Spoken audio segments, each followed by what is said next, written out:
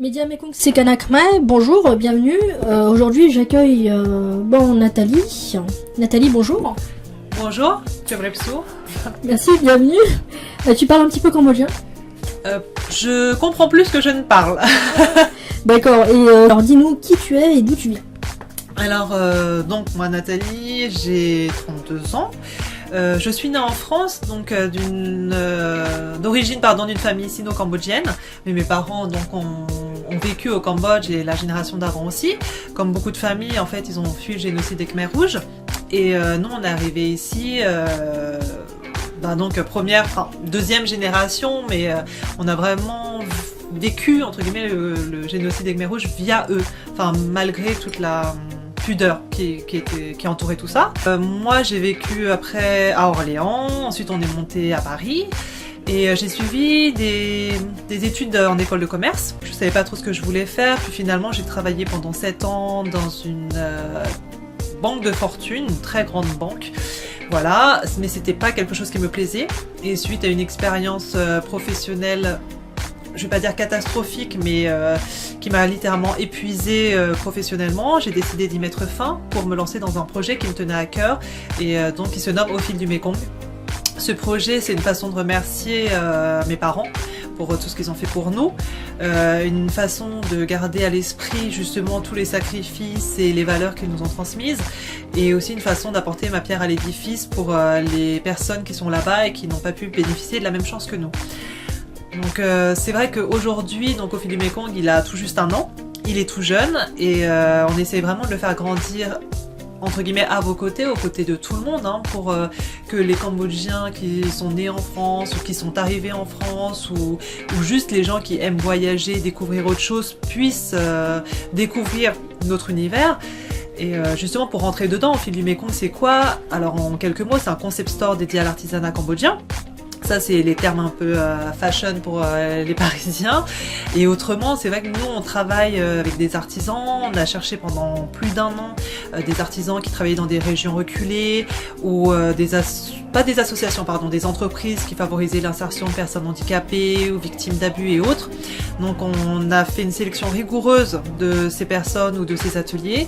Et aujourd'hui, on travaille avec eux pour faire renaître ou du moins pérenniser les savoir-faire ancestraux. Donc, que ce soit le tressage des feuilles de palme, de bambou, le travail de l'argent, les métiers à tisser, mais vraiment proposer des objets originaux et contemporains, chics, qui peuvent plaire à la population française, occidentale en général, mais qui est travaillé vraiment tout à la main et à partir des savoir-faire ancestraux. D'antan, puisque là le risque c'est que tout disparaisse avec l'industrialisation galopante du pays. D'accord, donc manufacture Khmer au Khmer. Tu parlais, alors Au fil du Mekong, c'est parisien, on peut vous retrouver où sur les réseaux sociaux?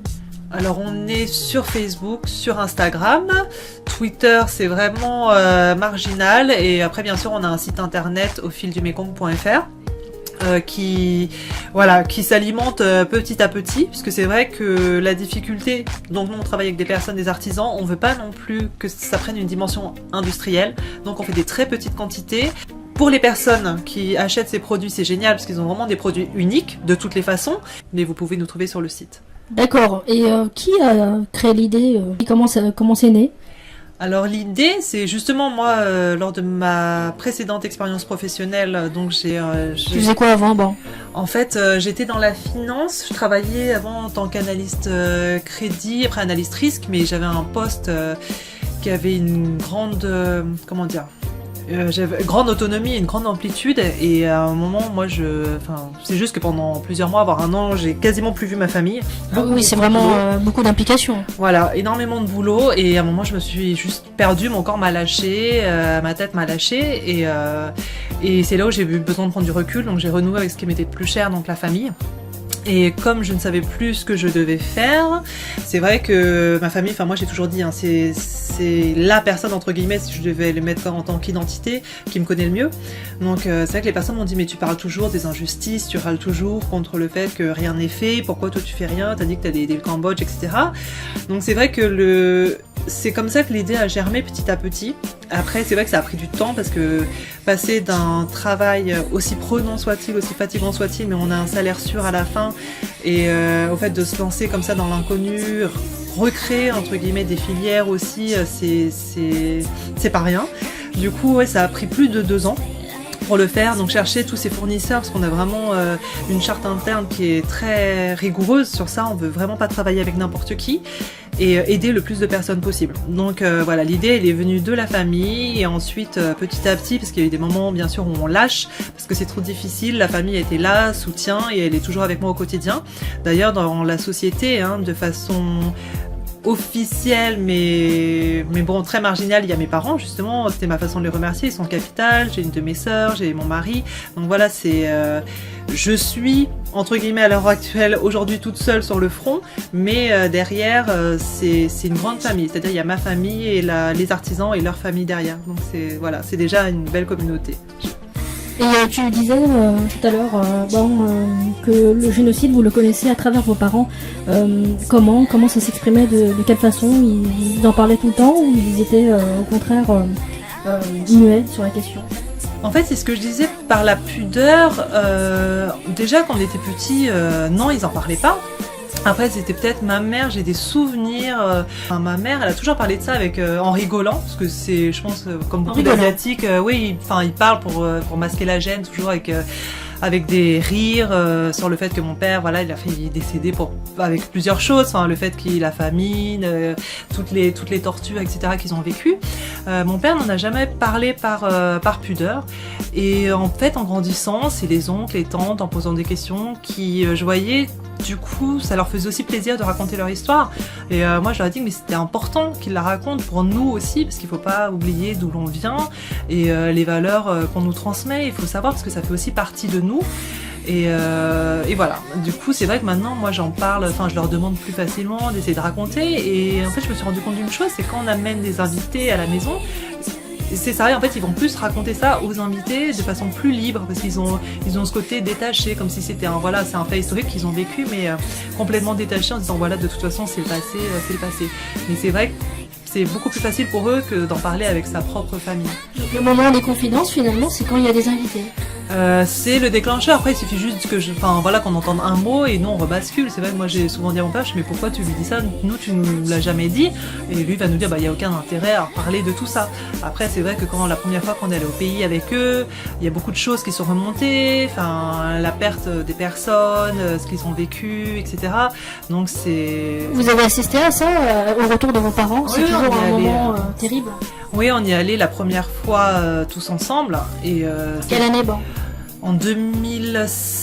Attendez, je vous dis une bêtise. En 2010 ? Non, en 2010 de mémoire. Mais c'est vrai que ça a été... Enfin, nous qui connaissions pas du tout le pays, le fait de le connaître à travers leurs yeux, déjà d'arriver... Non, nous, quand on connaît pas, ils étaient choqués que Phnom Penh ait autant changé. Alors pour nous, c'était complètement en pleine construction. On voyait pas comment ça avait pu changer. Mais voilà, après, c'est vrai que c'est de jolies histoires. Après, on a vécu aussi les moments douloureux, justement, quand on retourne faire les cérémonies dans leur enfance et autres. Donc, mais voilà. Ils habitaient où, tes parents? Enfin, ils sont nés à Takao. Après, ils ont habité un peu partout, puisque après, ça dépend des périodes, quand ils ont été scolarisés ou pendant la guerre, etc. Mais ils sont nés à Takao. D'accord. Alors Takao, on dit Takao. C'est la région, c'est le Marseille du Cambodge. Voilà. Alors, ils sont retournés là-bas, ils ont retrouvé leur famille ou pas? Enfin, ce qui reste. Ouais, enfin, on a des cousins éloignés. Après, c'est vrai que toute la famille très proche, finalement, est venue petit à petit, avec la famille, hein. On les a fait venir petit à petit. Après, c'est vrai que c'est des cousins éloignés, des personnes âgées, surtout, on voit surtout ces personnes-là qui sont aussi témoins de ce qui s'est passé dans notre famille. Et malheureusement, après, la vie fait qu'elles partent petit à petit. Mais voilà, on les a revus. D'accord. Alors, les projets pour Au fil du Mékong, pour 2018 qui arrive, c'est demain. Oui, c'est demain. Alors, du coup, je vais peut-être basculer sur fin 2017 d'abord, parce que ça va être Noël et que pour nous, c'est une grosse période. Donc là, le programme est chargé. On prépare les marchés de Noël sur Paris. On veut essayer d'être le plus accessible possible. Du coup, vous serez où, Alors déjà, il y aura le marché Etipop au Café A le 9 et 10 décembre, à côté de la gare de l'Est. Et pour le reste, on est en train de négocier, donc ça devrait venir. Et voilà. Et puis après, pour les projets 2018, l'idée c'est de faire une campagne de financement. sur Ulule, et justement toujours pareil, nous permettre de grandir, permettre aux gens de soutenir ce projet et d'évoluer ensemble pour lui donner une autre dimension, peut-être pour pour fixer vraiment ces partenariats, dire que voilà, c'est parti, on rentre vraiment dans ce projet à 200% avec des personnes qui nous soutiennent, une communauté plus large, et voilà, permettre au Cambodge de vivre un peu mieux. D'accord, bah merci beaucoup Nathalie. Au fil du Mekong, on peut vous retrouver sur les réseaux sociaux. Vous avez une page Facebook, hein? Oui, bah ça sera au fil du Mekong.fr, alors surtout écrivez tout attaché, sinon vous ne nous trouverez pas. Voilà. D'accord, bah merci beaucoup pour ton témoignage Nathalie, et puis on te retrouve à bientôt. Merci beaucoup. Merci Tirlepso. Radio Mekong Sekana Khmer, radio franco-cambodgienne hébergée par Radio Mandarin Europe à Paris.